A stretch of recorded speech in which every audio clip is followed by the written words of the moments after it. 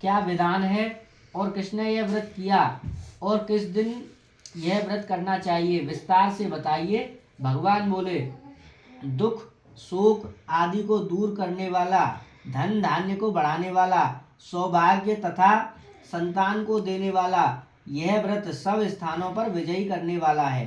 भक्ति और श्रद्धा के साथ किसी भी दिन मनुष्य शाम के समय ब्राह्मणों और बंधुओं के साथ श्री सत्यनारायण की धर्मपरायण होकर पूजा करे।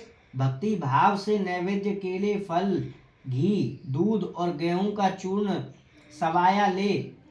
गेहूं के अभाव में साठी का चूर्ण शक्कर तथा गुड़ ले और सब भक्षण योग्य पदार्थ जमा करके भगवान के अर्पण कर दे तथा बंधुओं सहित ब्राह्मणों को भोजन कराए।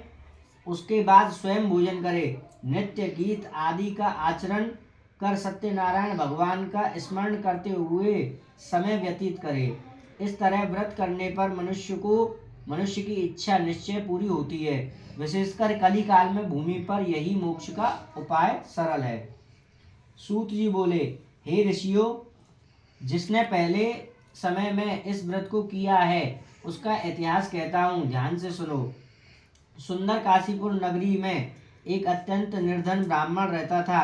वह भूख और प्यास से बेचैन हुआ नित्य पृथ्वी पर घूमता। ब्राह्मणों से प्रेम करने वाले भगवान ने ब्राह्मण को दुखी देखकर बूढ़े ब्राह्मण का रूप धर उसके पास जा आदर से पूछा, हे विप्र, नित्य दुखी हुआ पृथ्वी पर क्यों घूमता है? हे श्रेष्ठ ब्राह्मण, यह सब मुझसे कहो, मैं सुनना चाहता हूँ। ब्राह्मण बोला, मैं निर्धन ब्राह्मण हूँ, भिक्षा के लिए पृथ्वी पर घूमता हूँ। हे भगवान, यदि आप इसका उपाय जानते हो तो कृपा कर कहो। वृद्ध ब्राह्मण बोला, सत्यनारायण भगवान मनवांछित फल देने वाले हैं, इसलिए हे ब्राह्मण, तू उनका पूजन कर, जिसके करने से मनुष्य सब दुखों से मुक्त होता है। ब्राह्मण को व्रत का विधान बताकर बूढ़े ब्राह्मण का रूप धारण करने वाले सत्यनारायण भगवान अंतर्ध्यान हो गए। जिस व्रत को वृद्ध ब्राह्मण ने बताया है मैं उसको करूँगा।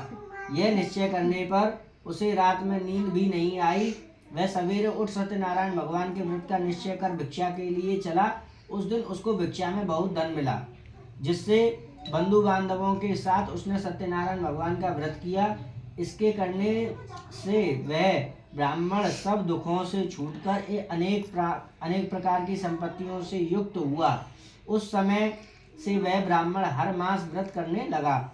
इस तरह सत्यनारायण भगवान के व्रत को जो करेगा वह सब पापों से छूटकर मोक्ष को प्राप्त होगा। आगे जो पृथ्वी